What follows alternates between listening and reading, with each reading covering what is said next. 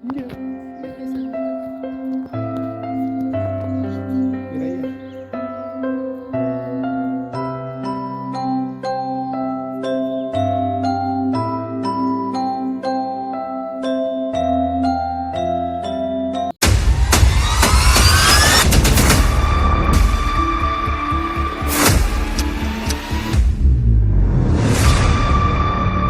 Assalamualaikum warahmatullahi wabarakatuh. Berjumpa kembali dengan channel ini, Jalan Mir. Pada kesempatan kali ini kita akan berbagi video mengenai pesarean atau makam Banyu Sumurup di Bantul, Yogyakarta. Sebelum lanjut, kami ingatkan kembali untuk berlangganan di channel ini dengan cara mengklik tombol subscribe di bawah video ini. Mengunjungi makam atau pesarean Banyu Sumurup, kita seakan kembali ke masa lalu, mengenang tragedi pada masa pemerintahan Amangkurat I di Kerajaan Mataram Islam. Di sini dimakamkan orang-orang yang dianggap bersalah pada kerajaan atau Raja Amangkurat Agung. Kompleks makam Banyu Sumurup terletak di wilayah Kelurahan Girirejo, Kecamatan Imogiri, Kabupaten Bantul, Daerah Istimewa Yogyakarta. Kompleks makam ini terdapat di sebuah lembah yang dikelilingi 3 gunung. Makam yang terletak di lembah terpencil ini menjadi pemakaman bagi orang-orang yang dianggap musuh negara oleh Amangkurat Agung atau Amangkurat I. Di kompleks pemakaman ini menyimpan saksi bisu intrik dengan latar belakang perebutan kekuasaan dan asmara. Dalam babat karya Prawira Winarsa dan Jaya Pranata disebutkan bahwa semua yang dimakamkan di pesarean Mirunggan atau pemakaman khusus itu merupakan orang-orang yang telah berbuat dosa terhadap raja. Namun tidak ada penjelasan lebih detail mulai kapan Banyu Sumurup menjadi tempat pemakaman para pendosa Mataram tersebut. Pembangunannya pun tidak diberitakan seperti layaknya makam-makam raja-raja Imogiri atau pemakaman Giriloyo. Tokoh utama yang dimakamkan di Banyu Sumurup adalah Pangeran Pekik. Selain itu, 4 makam-makam lainnya antara lain Pangeran Lamongan, Roro Oyi, dan 49 makam lainnya yang kemungkinan merupakan makam-makam kerabat Pangeran Pekik. Kompleks makam Banyu Sumurup terdiri atas 2 halaman yang masing-masing dikelilingi tembok bata dan berdenah 4 persegi panjang. Halaman pertama disebut Balai Penyarenan, yaitu tempat meletakkan jenazah sebelum dimakamkan di halaman kedua. Kini halaman pertama digunakan sebagai tempat menunggu bagi para peziarah dengan sebuah bangsal pada sisi utara, sedangkan makam-makam yang terdapat di kompleks ini terletak di halaman kedua. Pada halaman kedua sisi utara, yaitu di tempat yang dahulunya dinaungi cungku, terdapat 21 buah makam. 2 diantaranya terletak paling utara, yaitu merupakan makam Pangeran Pekik dan Pangeran Lamongan. Sedangkan makam lainnya antara lain adalah makam Rara Oyi dan Putra Timur, yaitu putra Pangeran Pekik yang terbunuh ketika masih kecil. Selain 21 makam itu, ada juga 31 makam lainnya yang dikatakan sebagai kerabat dan pengikut Pangeran Pekik. Makam-makam tersebut sebagian besar dibuat dari batu andesit, kecuali makam Pangeran Pekik dan Pangeran Lamongan yang dibuat dari batu kapur. Khusus makam Pangeran Pekik, jiratnya dan nisannya merupakan kesatuan yang dibuat dari batu utuh. Sebagian besar nisan-nisan tersebut polos dan beberapa di antaranya mempunyai hiasan dengan motif tumpal pinggir awan, bintang, dan bulan sabit. Dua di antara makam-makam ini mempunyai tulisan huruf Jawa Tengahan pada nisan-nisannya. Berikut ini 51 orang yang dimakamkan di Pesarian Banyu Sumurup. Yang pertama adalah Kanjeng Gusti Pangeran Lamongan. Yang kedua, Kanjeng Gusti Pangeran Pekik. Yang ketiga, Kanjeng Ratu Mangkurat atau Roro Oi. Yang keempat, Raden Ayu Tiuntang. Yang kelima, Raden Ayu Klenting Wulung. Yang keenam, Raden Ayu Jambul. Yang ketujuh, Kanjeng Gusti Timur atau anak Pangeran Pekik yang masih kecil sewaktu dibunuh atau meninggal. Yang kedelapan, Pangeran Demang. Yang kesembilan, Kanjeng Ratu Lembah. Yang kesepuluh, tidak diketahui namanya. Yang ke-11 Raden Kertonagoro. Yang ke-12 Raden Singolasono. Yang 13 Raden Martopuro. Yang ke-14 Raden Kertonadi. Yang ke-15 Raden Wonso Kusumo. Yang ke-16 Pangeran Jogorogo. Yang ke-17 Raden Cokronagoro. Yang ke-18 Raden Joyo Mirudo. Yang ke-19 Raden Singorowo. Yang ke-20 Raden Jonorutro. Yang ke-21 Raden Tomo. Yang ke-22 Raden Pawirotarung. Selanjutnya yang ke-23 Raden Senjoyo. Selanjutnya yang ke-24 Raden Hangunjoyo. Nomor urut ke-25 sampai 30 tidak diketahui. Selanjutnya 31 Raden Tondo. Selanjutnya 32 En Lamongan. 33 Raden Kertapura. 34 Raden Karyonagoro. 35 Raden Wirokusumo. 36 Raden Irowongso. 37 Raden Wongso Citro. 38 Raden Wirosari. Nomor urut ke-39 sampai 49 tidak diketahui namanya. Selanjutnya yang ke-50 Aryo Kusumo. Dan yang terakhir atau yang ke-51 Raden Atmojo Kusumo. Makam Banyu Sumurup menjadi spesial karena riwayat sejarah tentang peruntukannya. Makam ini menjadi lokasi penguburan orang-orang yang dianggap membangkang atau melawan raja berkuasa, khususnya kepada Amangkurat Tegalwangi atau Amangkurat pertama. Dengan demikian, Banyu Sumurup menjadi semacam monumen pengingat kebencian. Dengan demikian, Banyu Sumurup menjadi semacam monumen pengingat kebencian penguasa Mataram dan penerusnya terhadap siapa saja yang menjadi musuh bagi kalangan istana. Di sisi lain, Pasarian Banyu Sumurup sekaligus juga sebagai penanda kekejaman penguasa Mataram berikut penerusnya. Degraf dalam puncak kekuasaan Mataram menyebut satu nama yang kerap disebut dimakamkan di Banyu Sumurup adalah Raden Mas Sasmitro Sastro yang merupakan putra Panembahan Juru Kiting.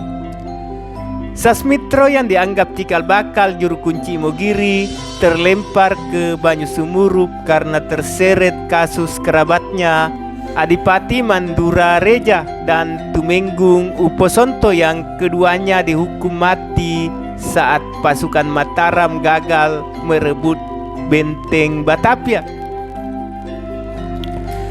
Kisah kerabat keraton Mataram yang paling tragis adalah kisah pembantaian keluarga Pangeran Pekik. Dirinya merupakan adik ipar Sultan Agung dan juga mertua Susuhunan Amangkurat Agung sekaligus kakek Adipati Anom atau Amangkurat kedua. Posisi yang penting di Keraton Mataram tak menjamin keselamatan jiwanya berikut keluarganya. Dari beberapa sumber diketahui bahwa Pangeran Pekik bersama keluarga dan pengikutnya dibunuh atas perintah Sunan Amangkurat yang ke-1. Hal ini karena Pangeran Pekik membawa Roro Oi yang akan diperistri Amangkurat I untuk diberikan kepada cucunya Amangkurat II. Mengetahui hal ini, Amangkurat I menuduh Pangeran Pekik berniat untuk memberontak. Selain itu muncul pendapat lain bahwa Pangeran Pekik mempunyai niat untuk memberontak terhadap Mataram dengan berusaha bekerja sama dengan Belanda. Karena itu Pangeran Pekik, kerabatnya dan pengikutnya dibunuh kemudian dimakamkan di Banyu Sumurup. Kemudian ada juga kisah cinta terlarang Raden Ayu Lembah, putri Pangeran Puger, kelak Pakubuwono pertama, bersama Raden Sukro, putra Adipati Sindurejo. Lembah sendiri adalah istri dari susuhunan Amangkurat ketiga. Hubungan mereka dianggap sebagai aib yang sangat memalukan kalangan istana Kartasura, sehingga kematian mereka menjadi keputusan yang dianggap benar. Tubuh Raden Ayu Lembah kemudian dimakamkan di Banyu Sumurup. Makam Banyu Sumurup yang berada di lembah kecil perbukitan Imogiri ini memang terasa sunyi sahdu. Cericit suara burung dan gemericik air sungai jadi pewarna suasana hari-hari di sebuah kompleks makam kuno berbenteng kokoh.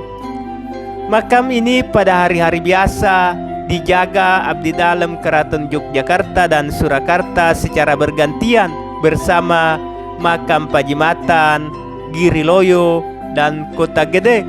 Kompleks makam Banyu Sumurup memang dikelola secara bersama.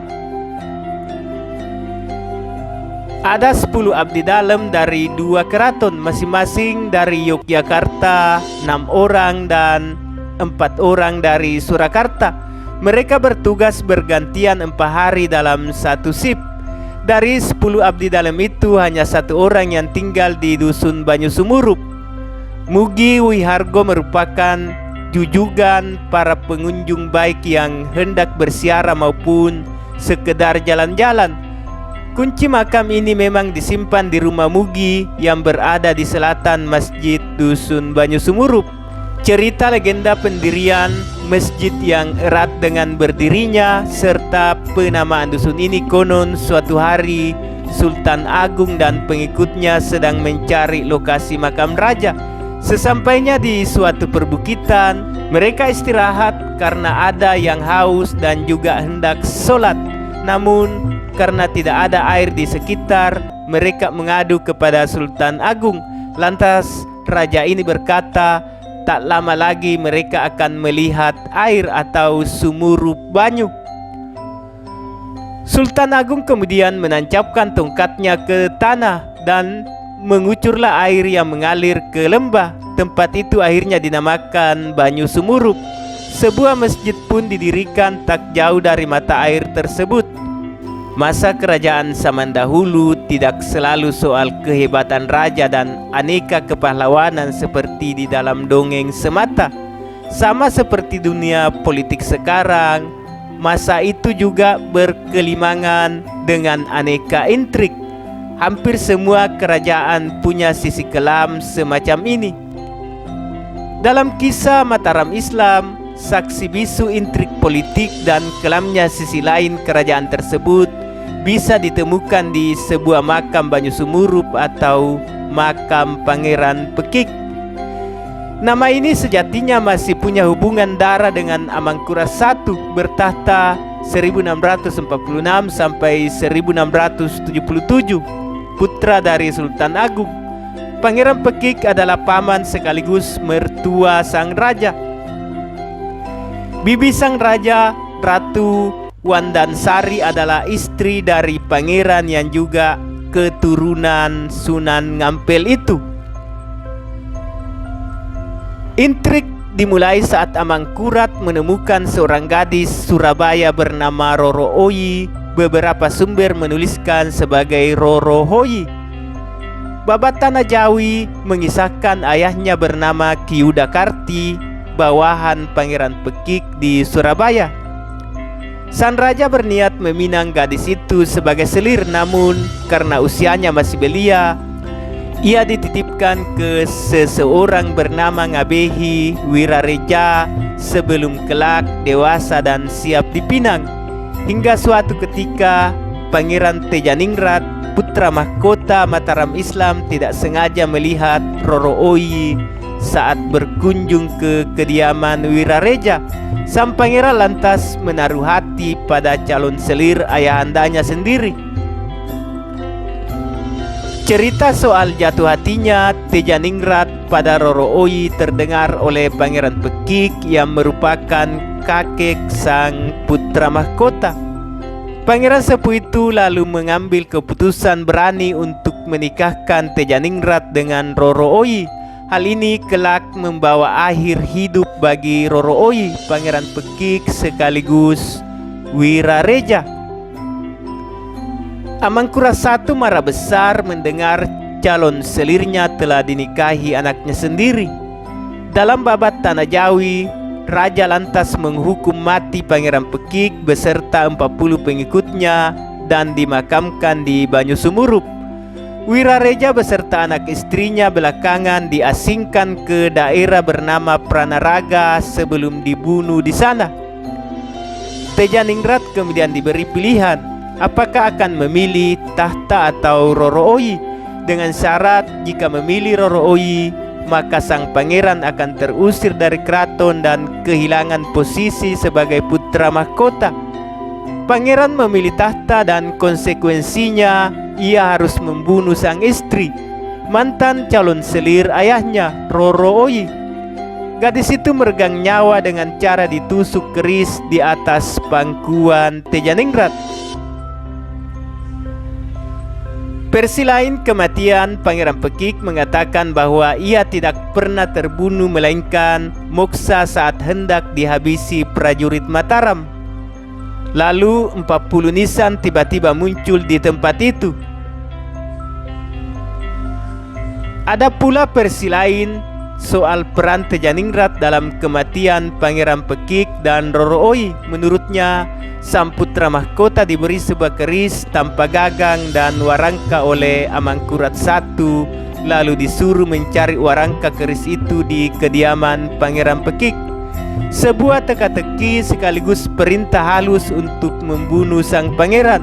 Lalu soal Roro Oyi, versi lain mengatakan jika gadis itu merebut keris Tejaningrat dan memilih bunuh diri atas nama pengorbanan bagi Mataram. Soal alasan Pangeran Pekik didasari pada rasa cinta sang kakek pada cucunya. Pangeran merasa masa depan Tejaningrat masih panjang. Sayang kalau keinginannya tidak terpenuhi. Toh Amangkurat I waktu itu sudah punya banyak selir. Tejaningrat sempat mengatakan akan bunuh diri pada Pangeran Pekik jika tidak bisa mendapatkan Roro Oyi. Soal pemilihan tempat, ia mengisahkan bahwa memang lokasi ini dipilih untuk menyembunyikan jejak darah di Mataram. Perintah dari Amangkurat I sendiri yang menyuruh agar Pangeran Pekik tidak dimakamkan di puncak gunung sebagaimana makam bangsawan kerajaan masa itu. Saat ini saja kompleks makam Banyusumurup berada sangat terpencil di sebuah lembah pegunungan Imogiri. Bercak darah di Banyusumurup tidak hanya berhenti di konflik Amangkurat I dengan Pangeran Pekik dan Roro Oyi semata. Masih di masanya Pangeran Silarong, paman sang raja, turut menyusul Pangeran Pekik setelah dituduh hendak memberontak. Di tahun 1811 sampai 1812 ada nama Raden Ronggo Prawidirjo ketiga atau Pati Danurejo kedua, serta sang ayah Danukusumo kedua yang dihukum mati lalu dimakamkan di sini. Di masa akhir Perang Jawa pada tahun 1829 ada nama Pangeran Joyokusumo I dan II, pendukung Diponegoro yang turut dimakamkan di lembah ini. Total seluruh yang dimakamkan ada 51 nisan di bagian dalam dan 12 nisan di bagian luar yang merupakan makam abdi dalem pertama. Terkait kapan berdirinya makam ini, bersamaan dengan meninggalnya Pangeran Pekik dan berdekatan dengan penyerangan Trunojoyo ke Kedaton Pleret. Hal ini agaknya memang benar jika merujuk ke babat Tanah Jawi. Di babat itu, bab tentang kematian Roro Oyi dan Pangeran Pekik berada sebelum bab yang membahas penyerangan Trunojoyo pada tahun 1677. Di sisi lain, hampir tidak ada keterangan pasti soal kapan makam ini dibangun.